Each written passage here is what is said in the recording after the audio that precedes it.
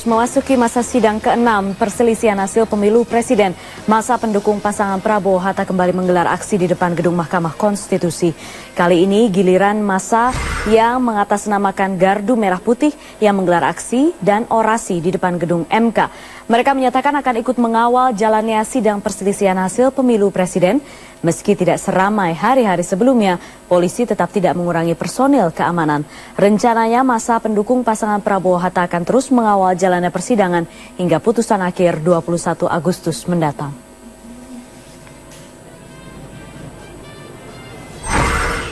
Pemirsa, tak semua demonstran tulus menyampaikan aspirasi. Iming-iming materi menjadi daya tarik bagi mereka yang meramaikan unjuk rasa dan mengaku menjadi demonstran. Termasuk sebagian orang di sekitar gedung MK, tempat di mana sidang sengketa Pilpres digelar. Berikut penelusuran tim Metro TV.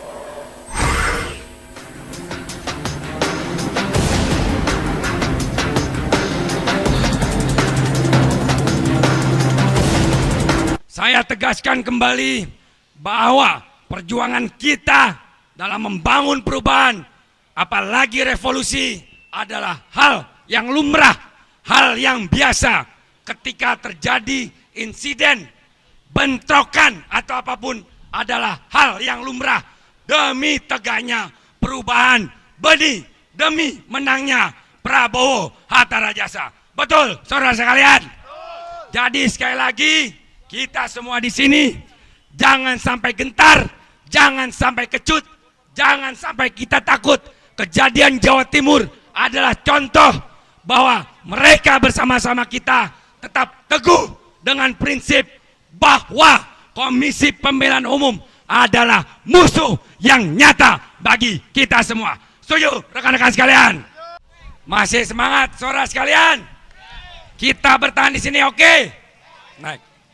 Yang pasti, apakah kalian ridho kalau PKI memimpin Indonesia? Apakah kalian ikhlas kalau Jokowi yang PKI memimpin Indonesia? Kita siap perang dengan PKI. Setuju rekan-rekan sekalian? Jokowi PKI, kawan-kawan sekalian. Betul? Ya. Masa bayaran. Begitulah kita menyebut mereka yang datang berdemo karena diberi kompensasi sejumlah materi. Tipe masa seperti ini bukanlah hal aneh dalam aksi menyampaikan aspirasi di negeri ini. Demi mengejar kuantitas peserta, segala upaya dikerahkan termasuk dengan membayar peserta demo. Setidaknya, itu juga yang ditemui tim Metro TV dalam demonstrasi mendukung gugatan hasil pemilihan presiden di depan gedung Mahkamah Konstitusi. Lihatlah rombongan ibu-ibu ini. Mereka tampak canggung di antara ratusan pendukung Prabowo Hatta yang berdemo di depan gedung MK. Di tengah menggebunya para orator membakar semangat massa, ekspresi mereka pun datar. Hanya sesekali bernyanyi dan mengikuti perintah orator atau korlap, tanpa antusiasme layaknya orang-orang yang sedang memperjuangkan hak-hak politiknya sebagai warga negara. Suruh ngikut, suruh nyediain orang-orangnya gitu. Nah, kalau bisa sebanyak-banyaknya gitu. Karena nyuruhnya mendadak, jadi aku ya seketemuannya aja. Tergantung kita ngikutnya, tergantung yang bawanya. 50 ya 50 gitu. Ya tergantung orangnya. Kalau saya nggak mau korupsi, tetap saya kasih 50-50 gitu. Perempuan bernama Ibu Heru itu mengaku sudah biasa diminta bantuannya menyediakan massa untuk diajak dalam demo. Kali ini dia datang bersama rombongan sebanyak 2 mobil dari daerah Pademangan. Selain snack dan makan siang, ia juga dijanjikan memberikan uang sekitar 30 hingga 50 ribu rupiah untuk setiap orang yang diajaknya. Dalam demo di depan MK, walaupun ada yang mengaku simpatisan, beberapa di antaranya juga mengaku mengikuti demo karena uang dan ajakan tanpa peduli demo apa yang sedang mereka ikuti. Ya, pengen ikut-ikut aja, pengen tahu. Ya, yang ajakan ibu jadi ikut-ikut aja. Belum, bilangnya sih duit katanya sih. 30 orang satu. Meski wajar terjadi di Indonesia, aksi massa dengan iming-iming materi tetap menyisakan tanya. Sebab hal ini mengindikasikan dukungan yang berpamrih dan tidak murni dari para konstituen. Atau bisa jadi merupakan potret kurangnya loyalitas pendukung pihak yang sedang memperjuangkan aspirasinya. Yang jelas kita meminta simpul-simpul relawan kita yang ada, ya, yang mendeklarasikan dukungan kepada Pak Prabowo dan Pak Hatta Rajasa untuk menghadiri acara gerakan moral kita ini. Kalau dibilang bayaran ya, yang pasti panitia itu hanya menyediakan makan siang ya Mbak. Itu yang biasa kita sediakan, adalah makan siang. Masa sih kita mengundang relawan datang dari pagi sampai sore makan siang nggak kita siapkan. Itu yang kita siapkan. Jadi kalau ada isu-isu masa bayaran itu memang fitnah yang luar biasa sekali. Saudara-saudara sekalian, saya ingatkan kembali, jika di antara kita ini atau besok aksi Senin ada yang menyusup ke barisan kita, kawan-kawan sekalian, ada yang mau ganggu aksi-aksi kita, kawan-kawan sekalian, apalagi dari kubu sebelah sana, kubu Jokowi Yusuf Kala, tangkap pihak itu, tangkap dia, patahkan tangannya. Setuju dengan sekalian? Kalau ada dari pihak mereka yang menyusup, yang ingin ganggu aksi barisan kita, saya perintahkan tangkap dia segera, patahkan tangannya, baru diserahkan ke kepolisian. Setuju rekan-rekan sekalian? Oke, selanjutnya perwakilan dari masyarakat Jawa Barat, Bung Adib Zen. Tepuk tangan kawan-kawan sekalian. Kami warga Jawa Barat menyatakan hari ini presiden kami, wakil presiden kami adalah Prabowo dan Hatta Rajasa.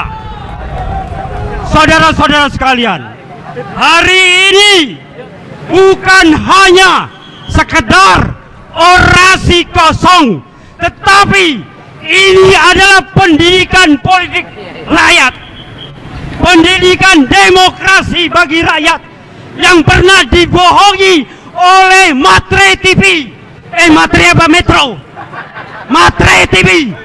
Maka hari ini adalah jawabannya. Yang pertama, pemilihan umum terdiri dari 3 unsur. Betul apa betul? Pertama, yaitu peserta pemilu. Siapa peserta pemilu legislatif kita, pemilu presiden kita? Yaitu 1 Prabowo Hatta. Yang kedua, siapa namanya saya tidak kenal.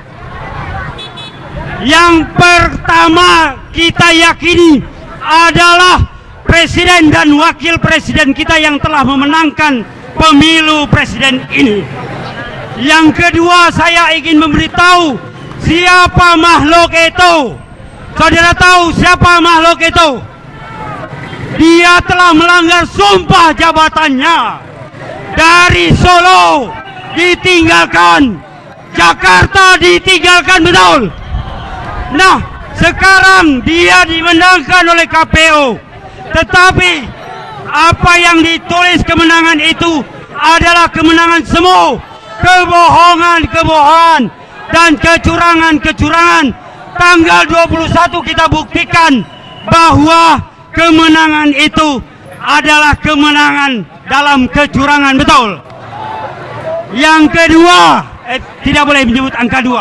Yang ke satu yang selanjutnya,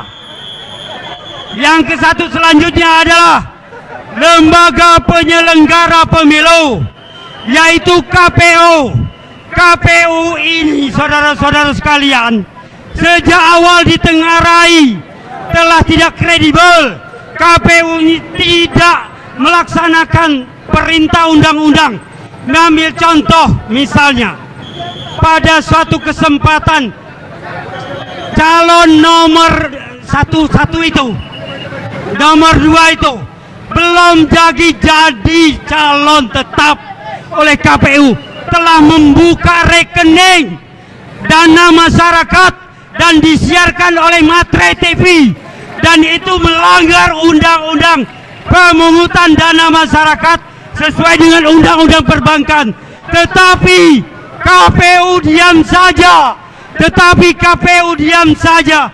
Mengapa? Artinya KPU bersekongkol dengan calon nomor 2. Betul apa betul? Saudara-saudara sekalian, yang ketiga, kita meminta keadilan terakhir dari proses demokrasi, proses hukum melalui Mahkamah Konstitusi. Mahkamah Konstitusi bukan hanya sekedar untuk menghitung suara, tetapi dapat mendelegitimasikan, dapat menyatakan pemilihan presiden ini dinyatakan batal karena kecurangan yang terstruktur, masif, dan meluas serta sistematis. Saudara-saudaraku sekalian, yang kedua dari semua proses peradilan ini, kita minta DKPP memberhentikan dengan tidak hormat seluruh komisioner KPU karena mereka telah bertindak dan berlaku curang serta berpihak kepada salah satu kontestan yang lain. Dan yang terakhir, kepada KPK, kepada kepolisian negara, apabila terjadi korupsi, apabila terindikasi calon nomor urut 2 nyata-nyata dalam kasus Transjakarta harus segera ditangkap oleh KPK untuk diperiksa atas dugaan korupsi Transjakarta. Terima kasih. Dalam survei LSI yang dirilis pekan lalu, elektabilitas Prabowo Hatta hanya mencapai 30,39%. Padahal sebelum Pilpres digelar, elektabilitas Prabowo Hatta sempat meroket mencapai 44,2%.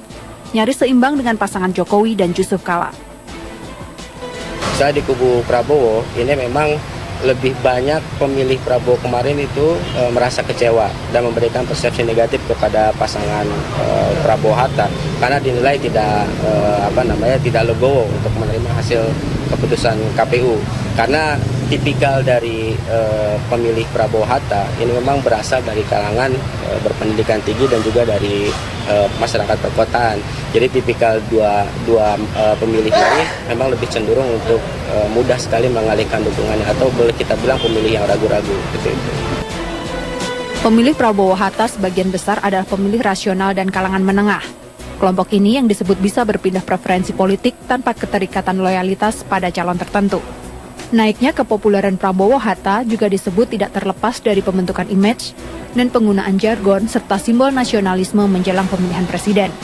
Mesin partai politik benar-benar bekerja keras hingga elektabilitas semakin meningkat. Namun, tanpa adanya basis sukarelawan dan pemilih ideologis yang kuat, tak heran dukungan pada Prabowo Hatta menurun pasca Pilpres digelar. Menanggapi hasil survei elektabilitas yang menurun, juru bicara tim Prabowo Hatta, Ade Rosyadi, menyatakan hasil tersebut merupakan desain untuk kemenangan tim lawan dan bentuk penggiringan opini publik. Prabowo Hatta diklaimnya masih memiliki basis massa yang militan. Yang dilakukan oleh LSI itu bagian dari pembangunan opini.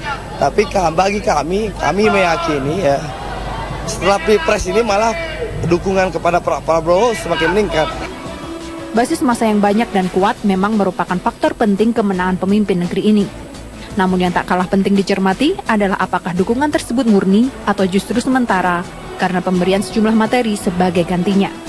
Dari Jakarta, Rina Aprilia, Adwin Kurniawan, Metro TV.